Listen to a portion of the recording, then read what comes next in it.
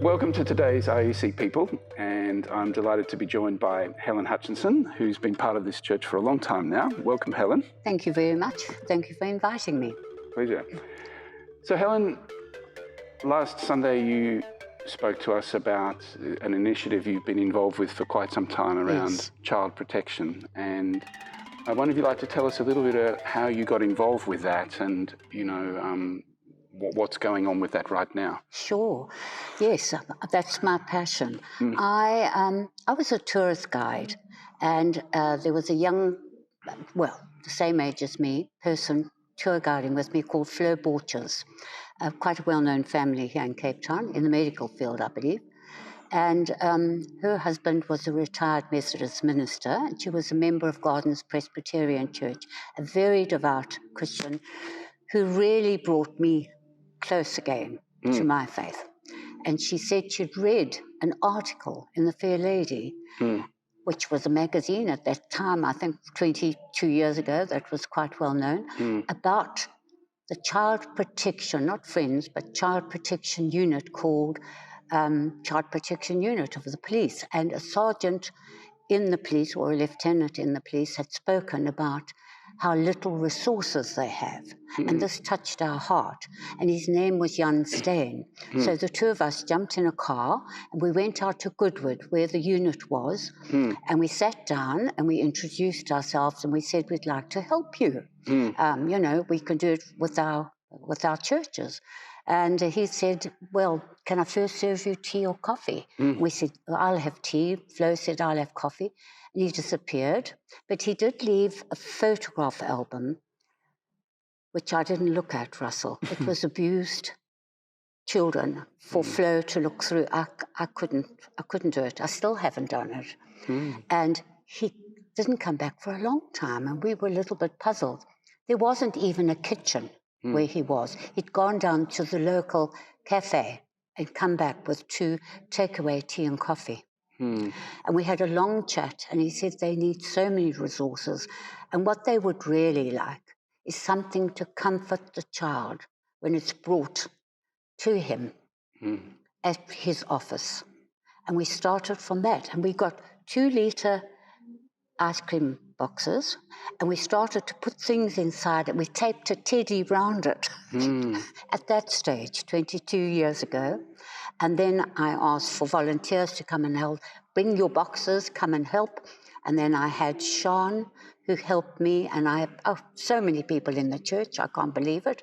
And we actually grew from that. And the child protection units only had one in Mitchell Plain, one in Goodwood, and now 27 of them all over the Western Cape. And they're called Family Violence, Child Protection and Sexual Offences Unit, specifically for family violence, but mainly for the child. It was a bit derogatory in those days. Other policemen looked down on that unit and called it the Nappy Brigade, which upset me terribly because they were doing such incredibly good work. So we started fundraising, and then I'd speak in the church and we'd gather a little bit, and I'd speak at Rotary, and I'd speak at schools, specifically private schools, who usually encourage children to belong to the MAD Club, Make a Difference. And they chose our charity, and the children packed things for me. And so it grew out of that. But it's been a long haul to get where we are today. Doing 1,600 packs at a time. In the beginning, we did 50, then 100, then 300, then 500. But in the meantime, we were also funding these units by giving them anatomically correct dolls that they needed for the social workers. We had to source underwear for the older children because theirs was taken away for forensic testing. So it's been, we were going to Discam, we were going to Woolworths, we were going to Pick and Pay and saying, could you do this, Johnson & Johnson, wherever we could get anything. So we've got it streamlined down. Now, I was on the committee for 12 years until my husband died, and then my son died, and then my daughter said, enough stress, just become a volunteer. But I'm a very avid volunteer. And does it take a lot of your time? Is it a year-round thing? Oh, yeah. Oh, yeah.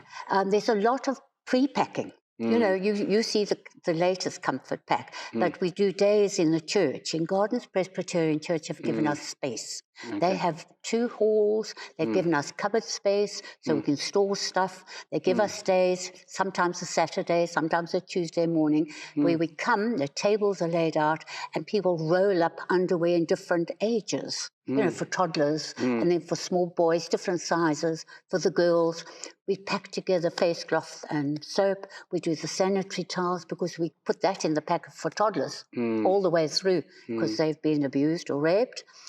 So there's a lot of pre-packing, which can take, I'd say, 3 or 4 days. The committee are wonderful. They're phoning ahead to all the stations, all the trauma rooms, in the hospitals, Safe Line, to Gisela Centre saying, how many will you need of babies? So they make a note of how many we're going to pack. These are for children who haven't even been abused yet. And that to me is so sad. But to put that prayer in at the end, because we're faith-based, we always have devotions at the beginning of our session of packing. Robert has come a few times. We have various people doing it. I've done it a few times. Others have done it. To put that prayer in the end, that's the thing. And never at the bottom, but on top, hoping that they'll take it out and see that somebody loves them, that God loves them, that we love them. So, Helen, I mean, that contact of 22 years ago, it must have touched something within you to want to do this. I mean, many people could hear it but not be prompted to action. Yes. And, you know, I hear you speak 22 years later and just as passionate about it. You know, that's quite something. And, you know, what do you think it was that, you know, made you move with this, and what sort of encourages you to keep the faith with it? The fact that children are our future. They are the future of this land. And, Russell, you don't want to know the stories we hear. It just keeps me going. In the beginning, it kept me awake at night. And it was 24/7 with me for 10 years, 12 years. I mean, I've flown, I would liaise, we'd get people on the committee.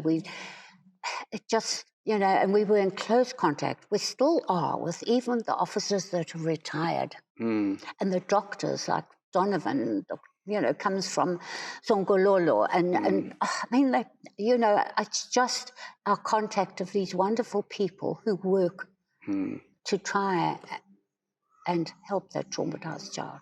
Yes. Severely traumatized. Yeah. Well, I encourage everyone at RUC who can get on board and help, whether it be financial support or, you know, joining the packing team to be part of it. Yeah. We've got about 5 packers, and a couple have said to me, can we join? And no, you know, and the husbands of the packers have come to me and said, don't worry, we'll, you know, it's wonderful. It's wonderful. We have really, really good people. So, Helen, want to hear a bit more about your story as well? You've touched on a few things already. I don't know if I have a story, Russell. You definitely have a story. So let's go back to the start. Tell us where you were born and a bit about your family and growing up. Okay. I was born in Pretoria at the start of the war, World War II. My parents had been, they had been sent out. They'd actually been excommunicated, if that's the right word. My father came from a very staunch Catholic family, quite wealthy, army family in Winchester, in Hampshire, and my mother was a typist for Baker's Biscuits in Southampton. All right. And there was a big age difference between them, I think nearly 9 or 10 years. And they had met and fallen in love and secretly got married, but each went back to their own home and didn't tell their parents. Possibly my father was frightened of the fact that my mother wasn't a Catholic, didn't even go to church, and what his family would say. Well, they eventually did find out. And they said, you know, you brought shame on the family, we're packing you off. And they said, where can we send you? And my grandfather, that's my father's father, had actually come out with Lord Roberts, with the South African War, the Anglo-Boer War. Okay. And he'd landed in Cape Town and fought his way up to the Transvaal in those days. And when the war was over, and this is 1902, 1903, he came back, and obviously being wealthy, he said, well, we'll go to St. James for the holidays, the winter. For 3 months, they'd come out to St. James, and my father, as a teenager with his brother and sister, younger brother and sister, you had those black and white photographs with those horrible bathing costumes that were all in one, knitted, I might add. I can imagine what they were like once you got in the sea. So they knew South Africa, and they said, that's where we'll send them. So they packed my mother and father off here. But, you know, Pretoria was quite an Afrikaans environment. And so I grew up with British parents. My brother and I, my brother was born after the war, 4 years between us. So just the two of you? Just the two of us. No aunts, no uncles, no cousins, no grannies, no grandpas. And we were so envious of our friends who had Oma and Opa and everyone on a Sunday. And it was quite a difficult time. My father also had PSD, post-traumatic stress disorder from the war, because he signed up with the South African Army immediately. He was a captain in the British Army. So he signed up with the South African Army once Jan Smuts took us into war, saw action in East Africa and North Africa. And he really didn't cope very well afterwards. So my mother, who was a typist at Garlick's, Garlick's was a departmental store. Do you remember that? Yes. I don't know if you knew. Was there Garlick's when you came? A friend of mine is a Garlick, actually. Right. Part of the family. Yeah. And she was a typist in Pretoria, and eventually, when she retired, she was the superintendent of the offices of Garlick. So my mother went to work at Garlick's. My father really didn't do very well. And in those days, they treated it with, I think, some sort of electrical shock treatment. In Tara Hospital, which is a hospital outside of Pretoria. But he was at home, which meant he was the one who brought the children up, my brother and I, and he was a wonderful father. He taught us to throw tennis balls against the garage door and how to hit them. He made us work in the garden. We planted all our own vegetables. Every 3 weeks, another row of carrots and so on. We had chickens. We had turkeys, actually, we were terrified of because they chased us. So we had quite a good, I must say. A mini farm in Pretoria. Yes, quite a good childhood, but not a spiritual one. My father on a Sunday would put us in the car with collection money and drop us off at the Methodist church. Methodist, not Catholic. Methodist. He was a lapsed Catholic. And then fetch us home. And I don't remember much about it, except that my brother and I sometimes would keep the tikkie. We used to have a coin called a tikkie, a tiny little silver coin. It was about 5 cents, I suppose. And we each had one to put in. We'd keep one and then just put the one in, and then we'd try and buy sweeties another time with the tikkie that we didn't put in the collection plate. And then my mother decided she needed to go back and see her family. So she put my brother and I into boarding school. I was 9, and she sent me to a convent, Dominican convent in Johannesburg, and I stayed there right through until matric. Wow. Right through. I loved it. I loved it. I enjoyed it. I did want to become a nun at one stage, and then my father got a little bit antsy about it, but I thrived on it. The only thing is they were German order, not the Irish that everybody else has here, the Dominicans here, I think, but mine were German order. It was after the war. Things were tough. We're talking 1949, 1950. In a German order as well. Yeah, they were very, very strict with us. So we didn't have any contact with boys. We all fell in love with the altar boys because we went to Mass every day. And I went straight from there to university, to Wits. Can I just ask you for a second? You said, living in Pretoria, very Afrikaner, but the daughter of British parents. Yes. Did you grow up obviously speaking English, but did you also... I couldn't speak a word of Afrikaans. Right. My mother insisted on sending us to elocution lessons because obviously our accent was becoming more pronounced, and so I didn't. In fact, that was my downfall when I got to university. I wanted to become a radiographer. That was my dream, my passion. As a little girl, we were taken to queue up to a mobile X-ray station, and I was fascinated with that. But of course, my parents didn't have the money. Yes. So by the time I matriculated in 1958, you had the choice of nursing, if you didn't have money, nursing, teaching, going into the bank. And the nun said, you're a born teacher, so I went to do teaching. But I had to get bursaries and grants and whatever I could, so I was going for all these interviews to get as much as I could, and off I went to Wits. Well, that was an eye-opener. Yes, I can imagine. You can imagine, a total eye-opener for me. First of all, it was an open university in those days. I mean, this is just 4 years after Nelson Mandela left Wits University. We had everyone. My first year, I was going to do history as my major and Latin and English as my two sub-majors. And we had to complete 10 courses over the 3 years. And I sat next to a young man who couldn't speak English, and his name was Van Zyl Slubbert. And he hooked onto me because he played rugby. He played rugby very well. He played for the Wits under-19 rugby side, and I then found a boyfriend who sat behind me and asked me out to the InterVarsity dance, who became my husband eventually, and he played rugby. So Van Zyl, we were together inseparable for the first 2 years. And in fact, we were friends for the rest of our lives, his life as well as my first husband's life. And then I was politicised, not by Van Zyl at all, but the Young Progressives, the Progressive Party was formed. And I joined up with the Young Progressive, and from then onwards, politics and current affairs have been my passion. Well, you were growing up in heady times for South Africa. Yes. It was a time where, very heady times, because Sharpeville was looming, coming up in 1960. And all our leaders were locked up.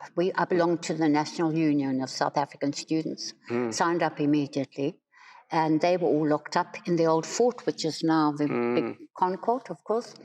And we sort of marched around, as I told you a little earlier, screaming, set our leaders free, and there were dogs and guns and policemen. We felt nothing, but that's, the ignorance of youth, I think. Screaming, shouting, let's set our leaders free. And that was it. I was for the rest of my life. My husband, my boyfriend, who I met at university, took Zulu 1 because he wanted to learn Zulu. So we went to Robert Sobukwe's class. He was our lecturer. Wonderful. And that was fascinating, but we'd only been in there one term. And I remember Eddie, my husband, saying, "What's cricket in Zulu?" And he said, "E kilikiti." I thought it was gorgeous. It was such a beautiful word. And then I said, "What are earrings?" And he said, "Kiti." I can't even say it properly, but I really loved it. And then sadly, Sharpeville happened, and he was locked up, and the world changed. We had a state of emergency for 90 days. It was extended to 180 days, and there were tough times ahead. And the university immediately closed to other races. And that was the end of my wonderful time sitting next to Agri Cluster, who became the editor of the Sowetan, the Pahod brothers who worked with Nelson Mandela in his government. All that changed after that. So you studied teaching at Wits? Yeah, I had to do a BA. And you completed? I did, but I didn't do very well in Afrikaans. We had to do English 1 and Afrikaans 1. And I failed Afrikaans 1 the first year. I failed Afrikaans the second year. And I had to do it in my third year.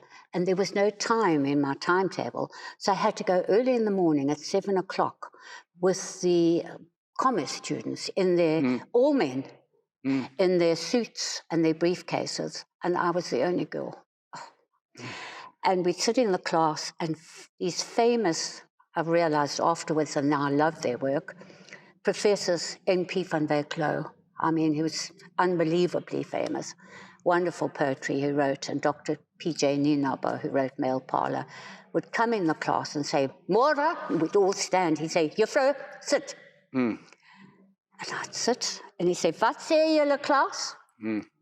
And the whole class would turn to me and say, Mora, Juffrou Wheelwright, and I was mortified. I had this long name, and I just blushed red. I didn't pass, but they passed me. Oh, wonderful. I got it. So, but I will forever remember that, because now I know how important they were and how important their work was in Afrikaans literature. Yes. So having graduated, I mean, we'll get back to Eddie in a minute, but having graduated, I mean, did you have a sense, yes, I want to be a teacher? Yeah. And did you then go on to teach? I first had to do higher education diploma after my degree. So once I graduated, I did 1 year of higher education. That was a bore. Look, I played around at university. I didn't put a lot of work into my study. I had a wonderful time. Well, it's partly spent a lot of the time at Wanderers Cricket Ground. And I did a higher education diploma. I even had to do a different sport for every term. And believe me, I'm not sporty. That was the hardest part. And then my first teaching post was at Roosevelt Park High School. And I was teaching boys in matric. Geography, Latin, English, if they were in. Well, I had to do Latin. I had majored, sub-major in Latin. And they were just a few years, I was a few years older than them. I was 21 or 22 and they were 18. It was quite difficult, but I managed to get through. And then I decided to take a term's leave, unpaid, which the school allowed me to. And I went to England to meet my grandparents and my aunts and uncles and my cousins. But in the meantime, my boyfriend was a cricketer, South African cricketer, and he was touring Australia and New Zealand for 6 months. And his name? Eddie Barlow. Yes, very famous South African cricketer. He then, at the end of the 6 months, had got a job in Lancashire, playing in the Lancashire Leagues. He wanted the experience of the English. So I was already there. So we got married in Winchester, in St. Cross, which is a lovely church. Taking you back to where you were? Yeah. And an uncle gave me away. Obviously, my parents couldn't come. Eddie's parents couldn't come. And we lived there for a couple of years in Lancashire, just short, about 20 miles north of Manchester, in a little village called Accrington. And it was wonderful because he only played cricket on a Saturday because no foreign players were allowed to play in the counties. They had a big rule, only English-born. They changed that after a time. So we played with West Indians and Australians and New Zealanders. It was magical. It really was lovely. And I taught there. So I taught at a secondary modern school for a while. And then, of course, I fell pregnant. And Eddie said, I've got a job in Brisbane, in Queensland. And I said, no, I want to go home, which we did. We came back and then stayed in South Africa. So we didn't go to Australia then. And home being Johannesburg? Yes, we stayed in Johannesburg. We were then sent to Eastern Cape for a while with my husband's job. And he was with South African Stellenbosch Farmers Winery, and then our home became Stellenbosch. And my next door neighbour was a deacon in the Presbyterian Church. And he said to me, Helen, wouldn't you like the children to go to Sunday school? I said, yeah, I'd like to go too. Eddie didn't go to church, he was an agnostic. So off I went to the local Presbyterian church and met Jimmy Stevenson, our minister, and I was there for 20 years. I loved it. So you lived in Stellenbosch for quite some time? Well, we lived there for quite a while, and then we moved to, Eddie always wanted to do farming. So he bought a farm, and we did hogs, pigs, and we did Angora goats, and we did wine, and we had 5 Jersey cows. I wasn't really a farmer's wife, but I had to adapt very quickly. And I had 2 children, a boy and a girl. And then sadly, well, we lived all over the world. We lived in England, in Derbyshire for 3 years. He played county cricket in Derbyshire. Yeah. Then we lived in Australia for 3 years for the World Series with Kerry Packer, you know, the big hoo-ha with all the other glitterati in the cricket world, which was amazing because I could see my Australian family. My brother had married an Australian and lived and never came back to South Africa. He was a mechanical engineer, became the chief inspector of mines in Queensland. He died tragically at the age of 50. He built the Salt River Power Station while he was sent down and built it here. And I don't know if you were here in the 60s, it had 2 slim towers, cooling towers. He used seawater for cooling, and he coated them inside with asbestos. And he said when he was cutting the asbestos, it was like a snowstorm. Well, of course, he was 25. And 25 years later, he had mesothelioma, and when the specialist said to him, "Where were you with asbestos?" He would recall that, and he died within 6 months. So he was only 50. I was very sad because my mum had immigrated to Australia, and she was living there with him. Right. And anyway, it was one of those things, you know. So married to Eddie, and then yes. Eddie passed away as well? Well, Eddie and I went to live in London. Yes. Once the children were at university here, one at UCT, one at Stellenbosch. And sadly, my marriage broke down. This is the mid-80s, 85, 86, 87. Right. I came back to South Africa, and we got divorced. And then I was blessed to meet my second husband, Robert Hutchinson, and he was a staunch Presbyterian. And I moved to Cape Town, and we looked around, and then we found, well, they're very thin on the ground, Presbyterian churches. There were a lot of congregational, and then there was the United one. And Doug Bax lived around the corner from where we lived. Right. So we came, and I've been a member since 1988. Wow. Wonderful. And you had 2 children. Yes. You touched before that another one of your children passed away. Yes, my eldest. My eldest was in the Navy, had to do his national service, and he was in the Navy, and he got his skipper's ticket. He was a brilliant yachtsman, and he decided to go to the Med to do marine charter between the West Indies and the Mediterranean, and his marriage had broken down, sadly. And he met a French girl, and he said, "I'll look for a tourism prospect." And he found Malawi, and he just fell in love with it. And he built a lodge for himself, and then started building lodges. And they had a little daughter, Joya, who was only 2 when he passed away at 45. He was bitten by a tsetse fly, and I don't know the medical term. I haven't looked it up yet, but was very quick, and he passed away at 45. My French daughter-in-law took her daughter, her 2-year-old, and they went back to France, but then she couldn't bear it any longer, and she came back, she remarried, and they live in Lusaka now. Okay. So I have a granddaughter, 14 going on 40. You know what I mean by that? Yes. Wonderful. And 2 grandsons of 31. Yeah. And Helen, you also touched that you became a tour guide yourself. Yes. So how did that come? Oh, that was wonderful. When I got married a second time, I thought I couldn't go back to teaching. You know, Latin, first of all, is not taught in the schools anymore, and they wouldn't take me back after all these years.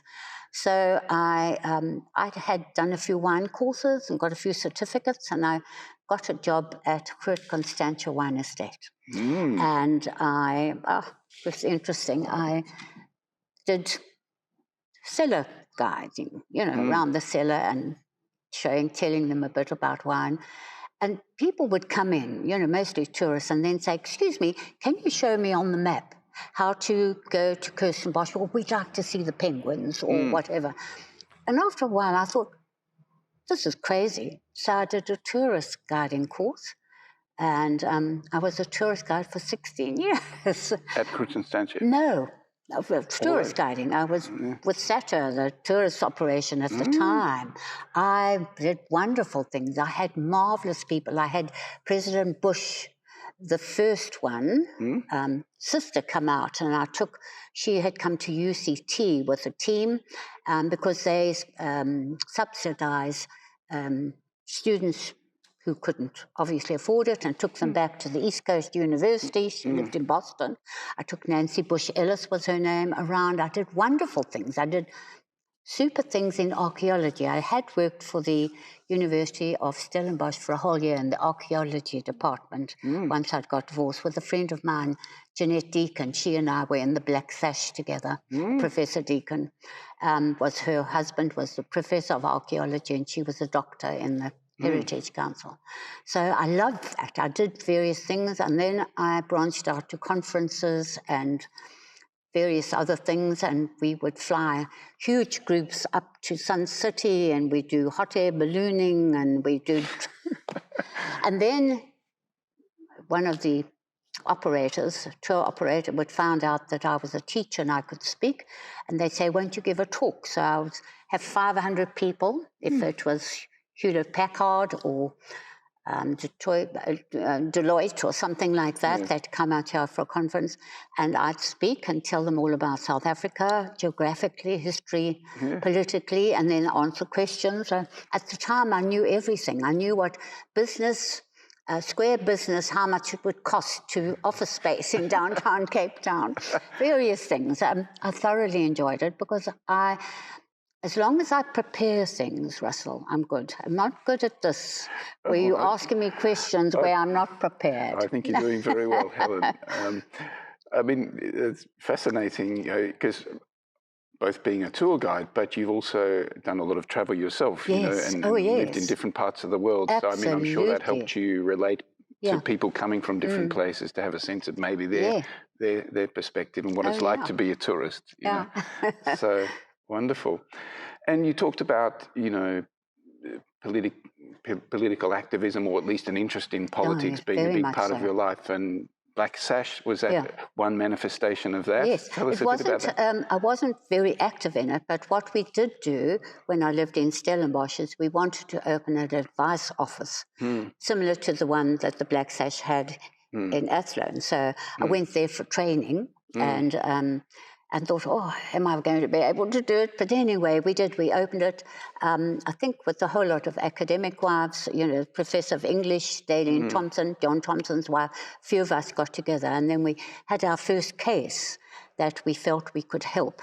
And that was a young girl who wanted to go nursing, but her mother had a relationship with one of the class of people who had come on contract to Stellenbosch Farmers Winery. And, you know, in those days, you had to go back. You could only be here for 10 or 11 months, and that you had to go back for and then you sign another contract. You never got permanent residence. And mostly came from the Eastern Cape. And this young girl had been classified. In those days, we were all classified as black, and she couldn't access. There was nothing here that she could access. So we went to court to fight the case. And we had Eva Tomasi, the famous Hungarian flautist, who gave us concert. We got money together, and then we got a lawyer, and we won it. It was wonderful. We won it so that she could be reclassified as a coloured lady, a youngster, and that she could go nursing. And that gave me a lot of satisfaction. But with my travels with Eddie and living abroad, and we lived in London for the last few, I wasn't that active. I held the posters and wore the black sash quite a few times, spat upon, had stones thrown at me. And funny enough, when my son had to go into the Navy, they thought he was officer material, but he was blocked because of Eddie and I, because Eddie was a political activist as well. And he, for example, had Howie Bergens, Omar Henry, all up-and-coming black cricketers, and he took them to the Spur in Newlands, and they wouldn't let them in. So he started a boycott in Cape Town against Spur restaurants, and you know, he always. So we've been, and then Van Zyl, who was a close friend, said, wouldn't you like to stand in Simonstown? There's a by-election. John Wiley, who was a seasoned politician, had been a member of the United Party. There were only two parties before the Progressive Party, and then changed and made his own party called the South African Party. I think that there were 3 members at the time in Parliament, and then changed again and became a nationalist. And they felt Eddie's name might carry the day in Simonstown. Simonstown is an interesting political venture because it has the Navy. And the Navy base is a lot of people. And Fishhook and the other parts of the Simonstown grouping, voting district, is a lot of retired people who might have followed cricket. And in fact, I'm sure they did. But they were very insular in that they wanted their own. And John Wiley had lived there all his life. I think he might have been born there and been their member of Parliament forever. So on voting day, it poured with rain. And Helen Suzman had taken me under her wing and trained me how to, we did canvassing, we did everything together. I remember Eddie gave a speech with Vincel and Alex Brain and everyone, sort of a packed audience in Simonstown Town Hall. And there was a bomb threat. And of course, the police made it a normal thing to break up a meeting, made everyone leave. And Helen Suzman said, "You sit right here." I said, "Helen?" She said, "Stay in your seat." I must say, she was wonderful. She taught me what to do. Anyway, on the day, there were 13,000 voters. It's not a lot in those days, 1980. And 11,000 voted because the sun came out in the afternoon, and then the oldies, I will call them, I was young then, I was 40, came out to vote. And Eddie got 5,000 votes and John Wiley got 6,000 votes. So, I mean, that was crushing for him. He's never lost anything. When Eddie went into anything, he won. So that was crushing, but it kept us in the loop with politics, and I've always been involved. So bring it more up to date. Your second husband, Robert, passed away. Yes. Helen? 16 years ago. Right. We were married for 19 years. Yes. So very happy years. I gained a stepdaughter and a step-granddaughter. And I was sad. He was an avid member here, and very fond of Robert and very fond of Doug, who often used to come around and have a glass of port with us. Lovely. So, since then, you retired from working, and went straight into the charity. Yes, so that sort of keeps you occupied. And apart from good deeds and politics, what does fun look like for Helen? I'm in a retirement village, Woodside, here in Rondebosch, and I have a cat that I love. I'm a cat lover. I'm sorry about that. No, it's okay. It's a pain in the butt. Thomas! No, that's Aristide's water, no.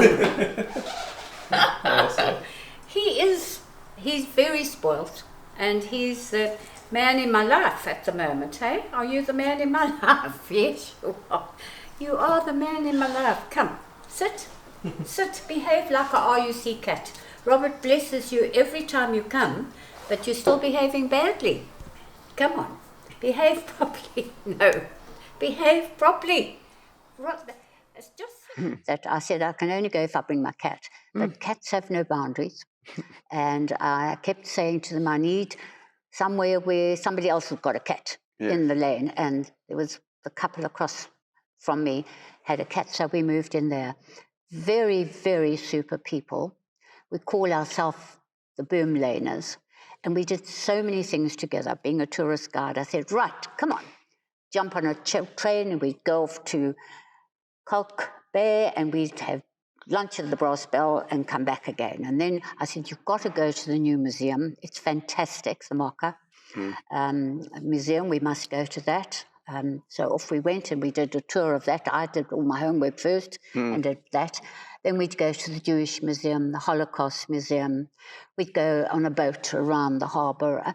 We just worked together. And now, sadly, 9.5 years later, they're getting older. And, it's not as... But we still do a braai in the middle of the lane. We know nobody else is going to come down there. It's only we live in the lane, so we put out our tables in the middle of the lane. We have a braai. I do that. I belong to U3A. I don't know if you know it. I do. Yeah. Baxter. And I do summer school. I'm also going through the brochure that Helen is going through because it really is a lot. I've been doing summer school since 1985, so I'm a real summer school fan. I hated the last few years. Never too old to learn. No, I love that. Yes. I'm an avid reader. I belong to a book club. What kind of books do you like? I do all kinds. At the moment, I'm reading a wonderful book on Cyprus called The Island of Missing Trees. It's absolutely fascinating. It was a British territory, as you know, and then, of course, there was the war between the Turks and Greece, and the book is based on that, and love across that line, and how it's just marvellous. I'm enjoying that. I recently read one on the Italian prisoners of war camps in Britain, especially on the island of Orkney. Up in Scotland. Yeah, yeah, and they built a chapel. You know, wherever they were, they built chapels. Yes. Even in South Africa, there's a lovely chapel in Natal. There's one somewhere in the Winelands I've been to, but I've forgotten where it's near the prison, near where Nelson Mandela was in. Somewhere, I'm going to find it again, a tiny little chapel, because they were devout Catholics. So reading and... Yes. And I don't play bridge or any of those things, but my life is filled, believe me, especially with Friends of Child Protection and other. So very boring life. I don't know why. Not in the least bit boring, Helen. It's been fascinating to get to know you better. So thank you for sharing, and thank you for the part you play in this church and with your work with child protection. Yeah. I do have a ministry in this church. I belong to the prayer group. Yes. And I've belonged since, I think, Betty Bax. So it's many, many years, and that's very precious to me. Those Dominican years paying off. They are. And we meet in my house. Robert, unfortunately, is allergic to cats. But he does bless my cat every now and then, Thomas, who persists on lying on his feet. But it works. It's lovely, lovely people, very spiritual. I love it. Wonderful. Well, thank you so much, Helen. Thank you. Pleasure. Thank you. Thank you.